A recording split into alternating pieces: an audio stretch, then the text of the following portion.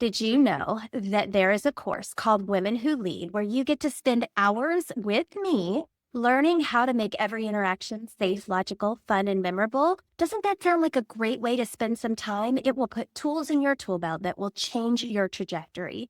Give it a shot. Go to www.aimwithus.com and click on courses. I can't wait to see you there. Welcome to Productive Joy with Dr. Christie, where fun meets action.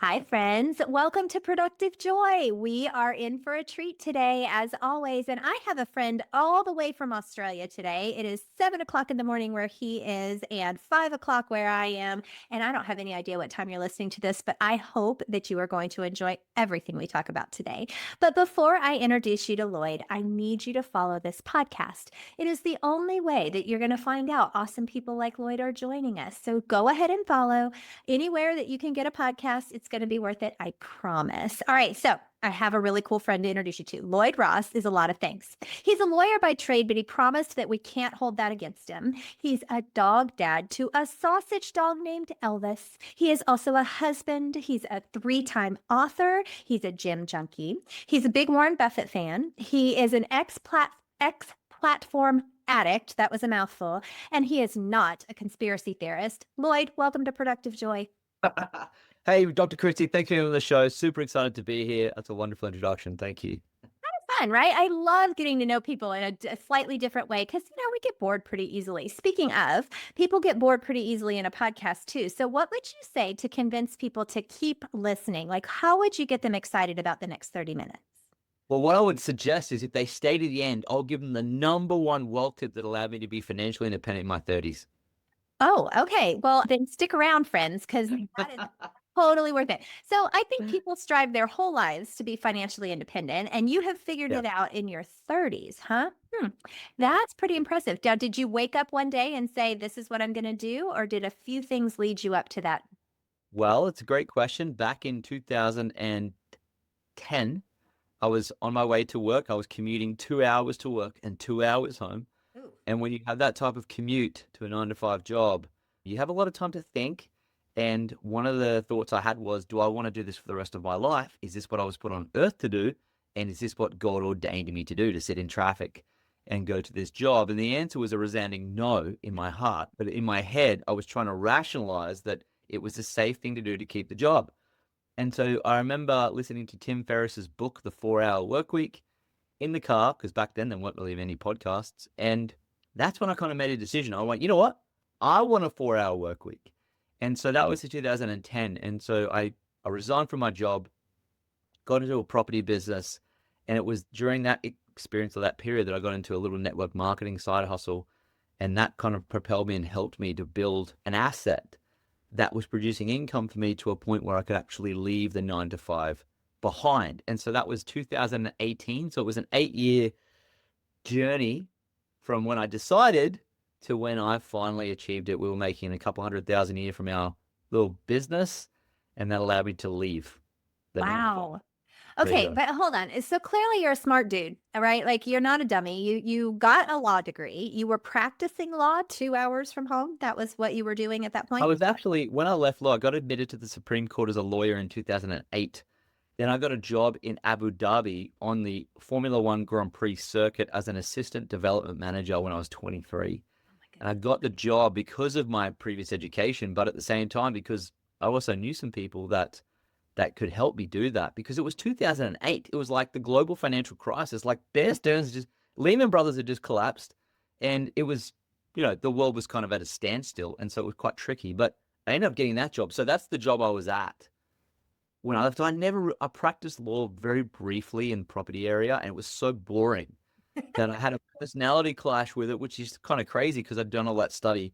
But I believe in joy and happiness and living a fulfilled life. I don't believe in doing something you don't want to do. So like, as soon as I was like 50% unhappy in the law career, as soon as I saw it, I didn't suffer from the sunk cost fallacy of like, I'll put all this time, I may as well do it for 10 years. I was out. And so the same thing occurred with me when I was in 9 to 5.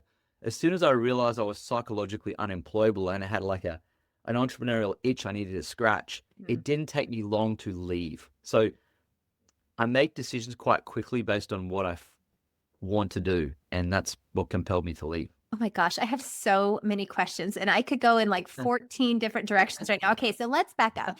So who told you to be a lawyer? Like, was that something that you just, Yeah, it's good. No, it's not. So I got my first degree in pre-med when I was 19. again, I left. not a dummy. You are not a dummy. Okay. I wouldn't say that. I would say that I'm just very ambitious. So like I'm not natural. I don't know if I'm naturally smart. Like, Willing you to know, work. I went to school with naturally smart people and they're really irritating me because they did no work and could still get the A. I was not like that. So I remember when I left school, I hadn't done chemistry and I wanted to get into pre-med. So the guy, the university that I got into said, look, we'll accept you, but you have to do summer school and do medical chemistry. I was like, ah. So I remember sitting by myself with the medical chemistry textbook and just page by page, just going through it to get it done. They then let me in to then do the degree. And I did summer school for 2 years and finished a biomedical science degree in 2 years, 3 semesters a year. And I was 19 when I finished. And so I was committed and focused. The reason I'm telling you this story is because that allowed me to get into my master's in business, which I did when I was 20. And at 21, I graduated from that with a master's in international business. Oh my goodness. And on the way to graduation, I was 21. My dad said to me, listen, I've been chatting with a friend of mine. He thinks you should do law. On the way to graduation from my second degree, my dad thinks you should do law. So I'm like, oh yeah, I'll do law. Like, and I did the Juris Doctor program. So the Juris Doctor program, JD, which is how they do it in the United States, is it's a postgraduate law degree. So you effectively do 6 semesters of that to then become a lawyer. So I did that in about 2.5 years and then went to get my articles and then got admitted to the Supreme Court when I was 23. That's crazy. And it's all on the wall. Like, you see it all on the wall. I see that, Lloyd. So Right? for those of you not watching, 1, 2, 3. he's got a Well, couple degrees behind his head, a couple things that he has done. Okay. So did you grow up in the kind of family? I mean, obviously, if on the way to graduation, your dad is saying you're not done yet. Did your parents believe in education first, or was this like here we go? They both left school in grade 10. Oh. And back then and I'm sure it's most places too, but back then, like my parents didn't come from any money. They came from, it was not, they were okay, but they were not wealthy by any stretch. They were fairly poor actually. And so they left school in grade 10. Now my mum went off to become a secretary. That's what's happened in the 60s. Sure. Yeah, no, I gotcha. My dad left school in grade 10 when he was 15 to become a diesel mechanic. And so this very traditional scenarios there. So they didn't go to university. And my dad eventually got into life insurance sales and he really kicked ass. Like, that would be an understatement. He was the best in the world at the industry. The United States. So he was great at that. And that propelled us into wealth at a certain point. Had money, didn't have money, had money, didn't. But he got really wealthy at a young age. And that what he saw from his experience was like, oh, I can see the pathway here. He used to say that he used to have to use the back door to enter businesses. And he said, if you get an education, you can use the front door. Yeah. And so he believed that me getting education was an important part of moving the next generation up a cog from where we were. And so he was a very big proponent of educating me. So he sent me to a nice school, also sent me to university. Like, he was very big on that. And he's a very influential guy.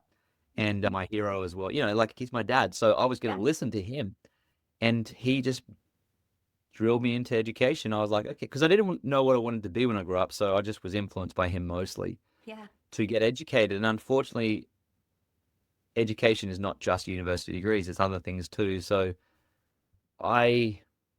without that, I probably wouldn't have gone to university because it's not in me to be an academic. I'm not an academic, but I do enjoy education that's practical. And so some of it I still use, but I'm glad you made that distinction. And I think that's an important distinction. You can be a student without wanting to to get an education, right? And I'm putting that in air quotes as somebody who has her doctorate. Like I have been through the education route and I know that there are components of it that are really just a test in tenacity. Like that's all they are. Totally, And totally. yet most of our learning happens outside of that experience. And so something triggered you to go in that other direction and learn on your own.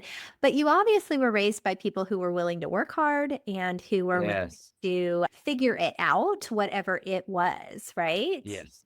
That's Without a a doubt. blessing. Without a doubt. Absolute blessing. I think it's the work ethic. Both parents are very hard workers, but also a lot of common sense. My parents have a lot of common sense. Yeah. And yeah, tenacity and resilience, I think.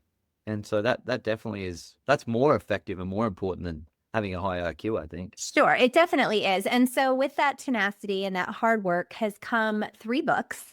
And Yeah. I really love the title of your most recent one. So, I want you to share with everybody a little bit about what made you say, okay, well, I've done all these other things. So, why not become a published author? Hello. Yeah. Interesting, isn't it? Like, I mean, it's one of those things, and I'm sure you agree. It's like, well, what legacy will I have? Or like writing a book is almost like a bucket list item for most people, because who doesn't want to tell a story of some aspect of their life that they find interesting that other people will draw value from? And I always thought that too. It's just that from where you start to where you end up as a published author is quite a journey, as Yes. you can, I'm Yes. sure you relate to. So it's not something you just wake up and go, oh, I'm going to go and be a published author. It was more what actually happened was I was in a boxing program to do 2 boxing fights and 2 exhibition matches. And my boxing coach, or the guy that helped me in that program, he saw me teaching some of the guys in the boxing program. He saw me teaching them about money. And my whole background beyond the law and stuff has been financial education. It's a whole nother story.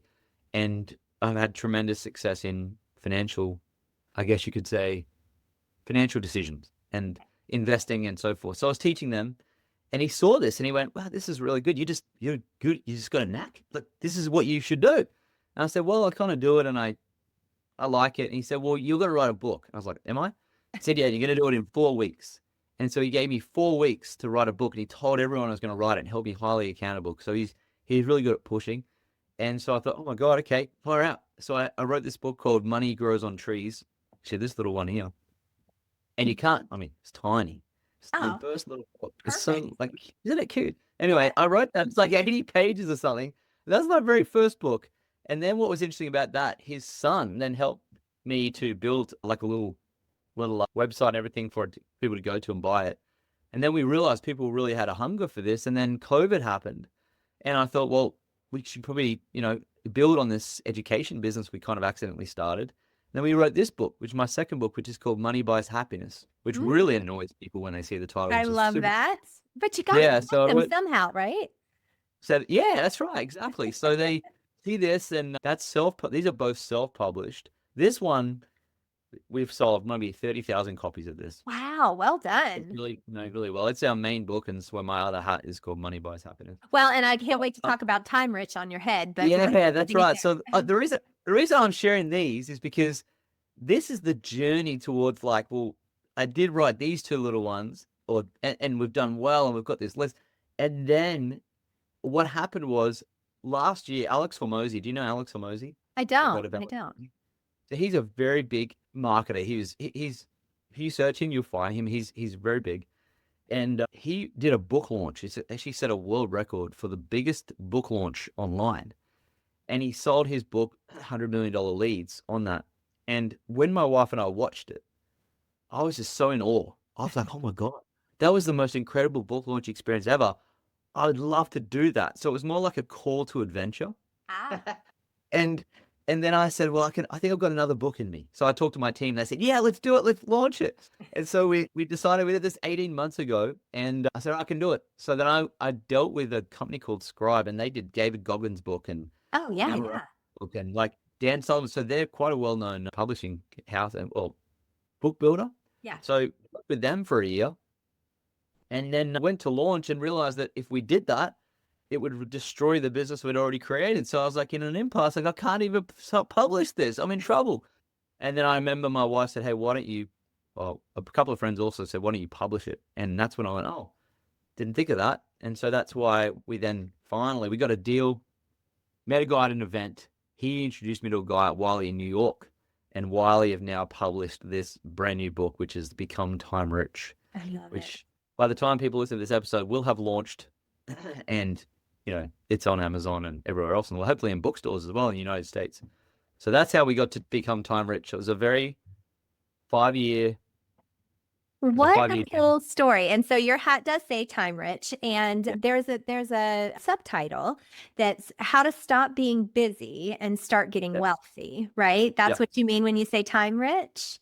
Yes. And how it came about was the fact that I do have students that I teach. Like, I've got like a money school that I take people through to teach them all the things they wish they'd learned about money at school but didn't.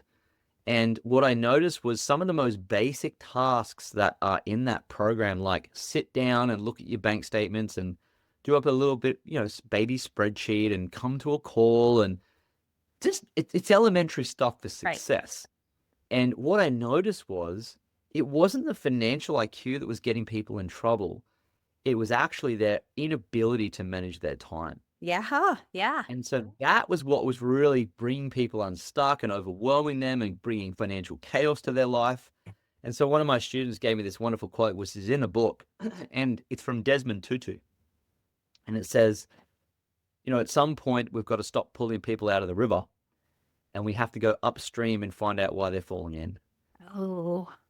And so one of the reasons I wrote the book is so I can help people stop falling into the river of financial turmoil by giving them some really tactical, pragmatic time management principles that I've used to scale multiple businesses and run 4 businesses and build a portfolio from my cupboard, which is where I'm recording this right now. So they're some of the lessons that I impart in the book, but that's why I wrote it, because people just are not running on the most basic time management principles that they need to run on to be successful. Lloyd, what I need you to understand is that you have somehow in your young years figured out what your unique genius is. And then you have leveraged that into something that other people can use too. And that is a superpower. That is something that most people spend their whole lives trying to figure out. And you've done it like 6 times, and pretty impressive. Well, and so, you're talking to a bunch of people who want more productive joy in their life. They want to create spaces where they're getting a shot of B12, they're learning new things, they're having nuggets of wisdom. So I have to ask you my favorite question, and I cannot wait to hear the answer, because you might have 6 answers. I don't know. Well, if you had to describe productive joy, how would you describe it? Productive joy is where you're working on projects and certain tasks towards a mission that is highly aligned with your spiritual gifts, and that's where you're going to get the most joy. And what I mean by spiritual gifts is not the gifts that you've learned over time, but those that are ordained in you from God, like that are in you, in your DNA. And so I didn't know what they were until at our church, my wife and I did a spiritual gifts test. And what happens is they rank that you do a little questionnaire and they rank you on your spiritual gifts. There's about 20 spiritual gifts. And what I noticed was on the very top of my gifts was teaching, exhortation, which is, encouraging, and discernment. They're kind of in my top gifts. And so I thought, that's interesting. That's why I love to teach. That's why I love to write the books. That's why I love to that's why I enjoyed that element of all the things I ever did, was reteaching things. And so that's a spiritual gift, taking complex things and making them sound simple and easy to implement. And I get joy doing it, and that's great. And then on the bottom of my spiritual gifts test was craftsmanship and hospitality. And if you look at the things that don't bring me productive joy, it is crafting, like physically working with my hands, and hosting. And so that's why I was like, oh my God, I was in the construction industry and I hated it, and I hated doing events, and and so that's what people probably don't recognize. If they're not finding productive joy in what they're doing, I can almost guarantee they're not working in alignment with their spiritual gifts. Yeah. And And that's the difference, I think. Well, it goes back to knowing yourself, right? And that's something that you have done a beautiful job of shifting when you were in spaces that you didn't actually belong. I think Yeah, many people, probably many people listening right now, are doing the exact opposite, are doing something they totally. know they were not designed to do, that they Yeah. hate. They wake up every morning and go, oh, I can't believe I have to go back to that place. Yeah. And they think they're stuck and they're not. And you are living proof that not only are you not stuck, but your blessings are on the other side of that spot that you're in. Totally. Such a great way of putting it. It's so true. I know that Gary Vaynerchuk talks about, people who are, say, 80% happy and they settle. And what's interesting about that, what keeps people in that trap is that they listen to their head and not their heart. And what happens is there's like a whisper that comes from your heart on the way to work while you're at work. And it's exactly what you said, which is, I don't really want to be here. Oh my God, I have to. So they have these conversations with themselves, but they just ignore them because, of course, they're frightened of doing something different, going against the grain. What if it doesn't work out? What if, what if, what if, what if? And I understand those conversations too. It's just that we're not here forever. Right. Right. Like, and people are like, I don't know if it's going to work out. And I'm like, it's not going to work out. Like, I don't know what planet you live on, but it's not working out for any of us. It's a very bad ending for all. 100% of the time. So, like, why would you have a bad experience and then have a bad ending? You want to have a great experience and then go have the bad ending. It's like life is just way too short to be spending your years, your productive years, in doing something that doesn't light you up in some respects. Yeah. I'm not suggesting you go out and start, like people say, follow your passion, and I understand that, but have a real plan attached to what that looks like, which means start experimenting with some of those things that do bring you productive joy. I did that on the side. Like, I didn't just jump out. Right. I started a little side gig, and I talk about this in the book, have a 9 to 5, but also have a 5 to 9. Yeah. And start playing with the 5 to 9 and the weekends. Like, weekends are a wonderful way to start exploring some of these things. And you can, with the internet now and social media and so forth, you can pretty much build a business out of anything. Yeah. So start playing, I would say. Well, okay, first of all, you are fascinating. And you are one of those rare humans who not only is magnetic, but has some really brilliant things to say on top of it. And you've taken all these things and you've said, you know what, I get it and I understand it, but I'm not going to keep it in a box over here. I'm going to give it away. I'm going to give it to others. I'm going to share it with you so that you can create some of that productive joy as well. That's a pretty big gift and you're giving it to the world. And that's pretty Thank you. amazing. Well, I could be on your show anytime. Thank you very much. It was great to be. Yeah, It's like a you're butterfly really good. on here. No, that's really nice of you to say. But this is I feel like I'm the result of what I'm trying to impart here, or what we're trying to impart here Yeah. is that when you are in those gifts, you do come to life. You can feel the energy and the excitement and the joy from it. But it's a bumpy ride. It's not so smooth. And I think that people are looking for a smooth experience. It doesn't matter if it's in your gift, you still are going to have bumps. It's still going to be challenging and tricky and hard. Yeah. You just got to learn to lean into those things. But the reason why I like to encapsulate things in books and on my podcast and in events that I do and speak, and even, on your show and so forth, is I know how hard it is. Like, it's not easy. And so I want to, if I can, in anything I give, is encourage someone to take the leap, encourage them to, or give them a tactic that's going to unlock them and go, oh my God, thank God I learned that because now I can do this. Yeah. So if I can help someone do that, so many people have helped me. So of course you want to give it back because you know how hard it is. Yes, and yet everybody doesn't choose to do that. So that's where the kudos come in, is just in your choice to give back. So I have to ask because it's driving me nuts. I mean, I know what a funnel hacker would be, but tell me about your shirt, since your hat has so much meaning with Time Rich. For those of you that aren't looking, it says hashtag funnel hacker on his shirt. I feel like I'm a billboard right now. You I didn't are a realize. little bit, but I'm promoting Russell Brunson's company here accidentally called ClickFunnels. Now that's a software that you can build sales funnels with, and funnel hackers are people that effectively you find sales funnels online that work and you model them. Yes. So and so he's got $1 billion companies. Actually, Russell Brunson's the best marketer in the world, hands down, the best.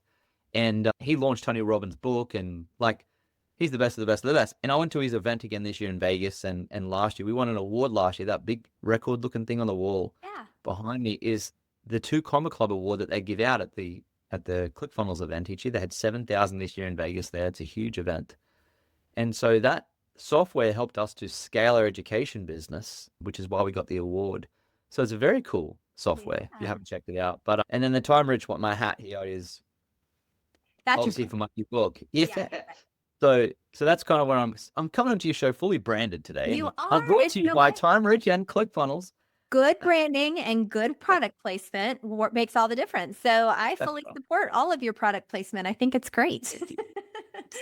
Well, Lloyd, I could legitimately just keep talking to you, but I know you have a whole day in front of you and you've got other things to do. So would it be okay if I asked you some rapid fire questions? Yeah, let's do rapid fire. I love that. Okay, rapid fire. We'll do rapid fire, then how people can get in touch with you, and then we'll get out of here. So, first question. Good.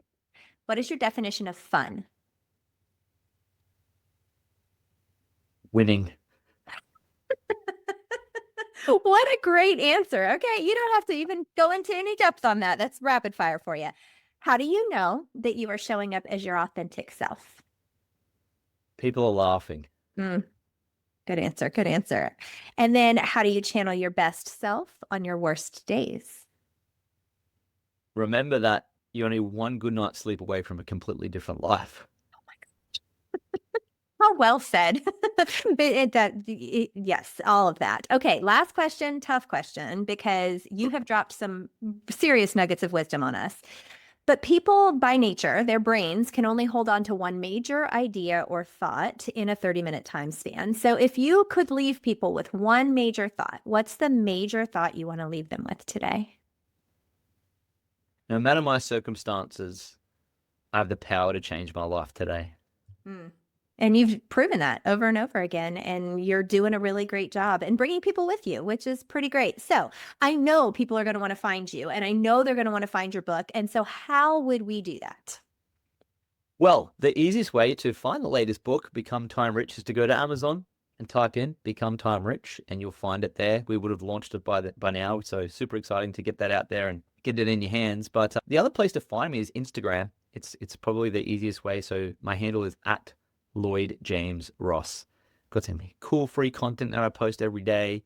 Podcast is free. YouTube channel is free. There's lots of free stuff too. So go check it out if you want to and hang out, and DM me if you want to ask me a question. But yeah, that's how you find me. Okay, perfect. Well, Lloyd, this was a genuine pleasure. I am just excited to be able to count you as a new friend. Likewise. Thanks so much for having me on the show. Love the questions, love the energy, and all the wonderful compliments. It was a great show. And so I speak truth. I speak truth. And so listeners, y'all, I'm telling you, the guests just keep getting better, and you've got to listen, you've got to follow, you've got to find us. So do yourselves a favor and do all of those things, and then share this with all the people you know, because I think everybody needs more Lloyd, more learning. We all need to be a little more time rich for sure. And we need some more productive joy. So today and every day, my challenge to you is to figure out a way to turn fun into action.